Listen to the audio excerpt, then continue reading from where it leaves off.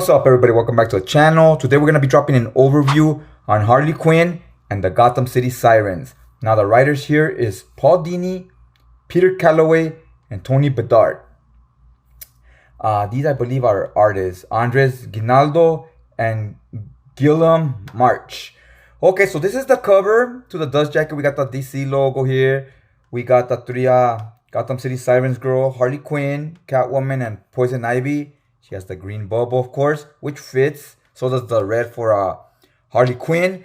So yeah, we kind of got the brunette, blondie, and the redheads. We get three different types of personalities. So this artist, he draws these girls like this, like with a whole lot of booty. This is Poison Ivy, Harley Quinn. I actually don't mind the way Harley Quinn is drawn here. But Poison Ivy's face, I don't know. There's something about, like, I feel like her head is too small for the body. Maybe that's just me. So this artist would be Guillermo March, I believe. These are the interflaps. Just pause it if you want to read what it says on there. Here is the cover without the dust jacket. So we got Poison Ivy right here showing her back. Looking pretty sexy. You know, that's her thing. She's like a seductress. Gotham City Sirens right here. This, I believe, is Harley Quinn's leg. And here we got a whole separate picture with all three of them. And this one's in color on this side. I kind of enjoy this one more. It looks a little different than your norm. Alrighty, then let's go ahead and look at the inside of the book. Black interior covers. Here's this is one of the artists. He does some of the interiors. And I think that's the cover to one of the trade paperbacks. Another cover to one of the issues. This one looks real nice. Both look real good. Now here it says collected cover artist Guillem March. This might be Guillem March here. I don't believe this is him here. This is, I think that's somebody else, or at least a different colorist. So it doesn't get like the table of contents or anything. We get right into this. Roommate Wanted by Harley Quinn. We get the first cover. DC Omnibuses, they never put the title or the issue number, which is fine. This is Guillem right here. His art is kind of an issue with the way he draws faces. So that's issue 1 to the Gotham City Sirens. It starts off with a Catwoman right here on this rooftop, much like how Batman does, but she's doing it, you know, with more flair. Batman's like, you know, he kneels down and he scopes out the scene, see if he spots a crime. So they, in the beginning, they're starting to fight this guy. He's like a B-list villain. I guess he's kind of new or whatever. I never heard of him. And at the beginning, the art starts pretty cool. I like the design of the character. You see Catwoman here. Look at the background with these like Austin Power swirls. Looks pretty cool. It pops. Thick black outlines. Enjoying it. But once we got more into the later pages, Guillem March. Who's the colors? Is Jose Villarrubia. Doesn't say who the inker is. Because I think this is what it lacked, was on the inks. A lot of times the lines look thin and like it almost looks like just pencils, raw pencils, right? Like no inker. So it definitely affects the look of the art a lot of the time, in my opinion. And I think it suffers from that. Like I think the pencil probably is also the inker. So yeah, it starts off with Riddler is being controlled by Poison Ivy. So she took over his apartment and now the girls are moving in. Catwoman and Harley Quinn. So it's gonna be a bunch of roommates hanging out. Look at them partying. Oh yeah, we're all gonna live together. Don't mind the way Harley looks here, like the facial expression. But on some of the other pages, it looks a little off. We get a lot of this as well. There we go again, right here. Here. Some more. So you kind of get the point. Now again, what I was talking about Harley Quinn, look at like her face. This is not a bad drawing here. It just doesn't look like Harley to me. Here, Poison Ivy. Again, see that Harley just looks a little off. Now here she's dating Bruce Wayne. So that was kind of crazy. Harley Quinn dating Bruce Wayne. Bruce Wayne doesn't seem like the type that would date somebody like Harley Quinn, because she's a little younger and he's like more serious and she's immature pretty much. So we're led to believe it's not Bruce Wayne. Maybe it's somebody else. So that's where the story kind of starts off, where they're going out and here we go. That's Bruce Wayne, Harley Quinn. and she's kind of telling him, "Oh, we can't date because I have a lot of enemies, and they're gonna target you to get to me." And she doesn't want to put him in these bad situations, basically. Okay, so here we have issue 3, and the art looks slightly different, but it says it's still the same artist. It says only colors and cover. Okay, so he only did the cover. So I don't know who did the interiors because the art looks different and the writer is Scott Lobdell now. I don't think it shows the name of the artist here. But yeah, the artist is a little different. I thought it was just maybe like an inker or the colors that was someone different. And the story, now we include Batman, and it's a lot better story. It's like a little more serious. Riddler and Batman talking, and they kind of have to work together even if they don't want to. Because Riddler has some information that can help Batman, basically. And this other character right here. This one looks a lot more dark because it is a more serious story than the previous. Now we're getting to the next issue. We got the 3 sirens right there. Woo, looking smoking hot as always. We're in issue 4. And I believe this is back to the main artist, Guillem. No, it's actually Jose Villarrubio. No, that's on colors. Yeah, it's Guillem March on art. Okay, yeah, it's still the same artist. Yeah, it look like the same. I actually like this 2-page spread. Look at Joker, all stressed out and angry. He's watching TV and he finds out Bruce Wayne is dating Harley Quinn. So that's a problem. So obviously they gotta fight Joker now and stuff to save Bruce Wayne, because he has to pretend he can't defend himself, so they don't know he's Batman. So yeah, they take him out, and these stories at first, I was like, a lot of it was the art that was kind of just like, It was mid to me, and also the writing here with Paul Dini, it was almost like if you're watching an episode of Batman, which isn't bad, but in a comic you kind of want there is a overarching story kind of with the Joker, but I was lukewarm on it. And then we start getting see here's still Paul Dini. Let me skip ahead a little bit. Okay, here we got this episode, this issue of Catwoman. Love the cover. It looks kind of like realistic, like a painting. We got this corpse back here, kind of like a horror vibe to it.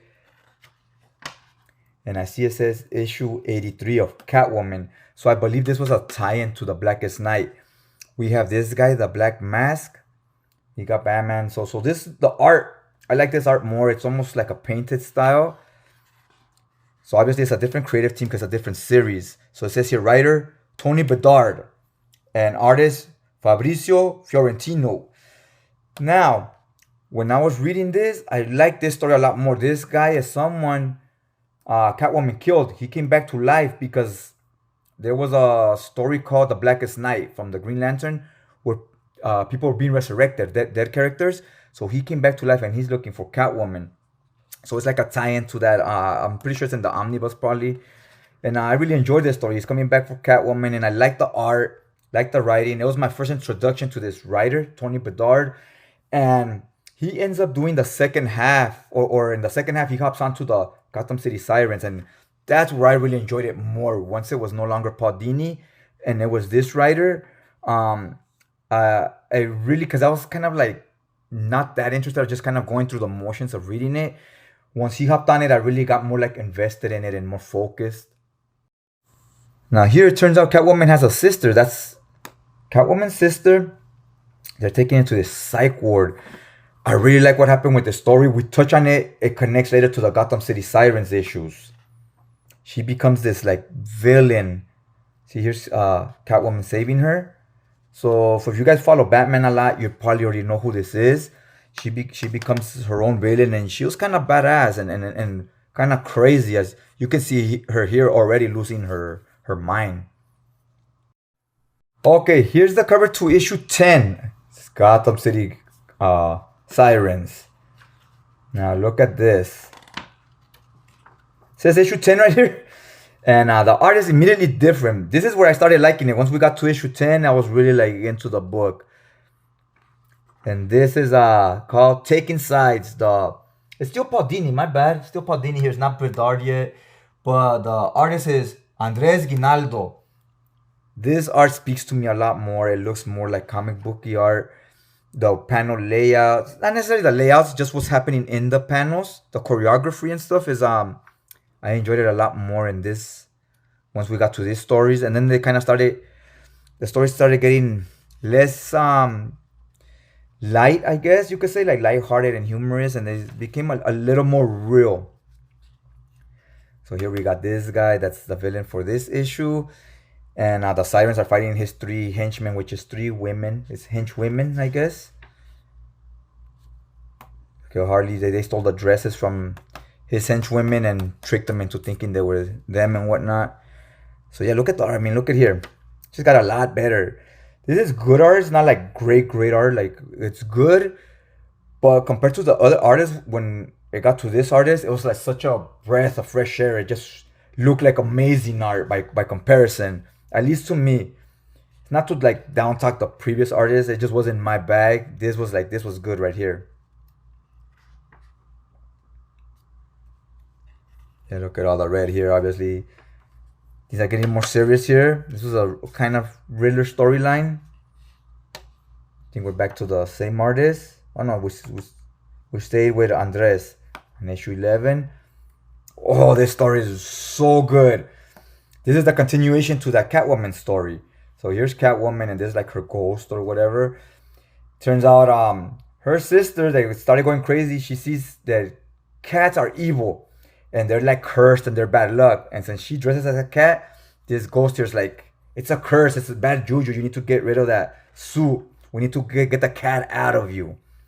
And Poison Ivy wants to work for this environmental company at Star Labs, so that through working with them, she can, kind of control the situation when it comes to, she can keep tabs on what they're doing with the environment. Here is Selena Kyle's sister. She's talking to this priest, and she's a nun now. Where she found like a safe haven, but she's still going psycho. So she sees this cat and she starts going crazy, like, oh no, it's a cat, they're bad luck. So over here grabs this pitchfork. No, this for the chimneys. Like, what's she gonna do to this cat? Oh, the art right here is brutal right here. It's something like out of Sin City. Even though you don't see where the point of contact, you see the red and you see all the blood splattering. I love that they went with just making her all red. It adds this like state of emergency feel, right? Then you see her face there going crazy and slashes her throat. So man, it got brutal like in a hurry. It got really bad. And this ends up being the main villain for this story. She's right there going crazy.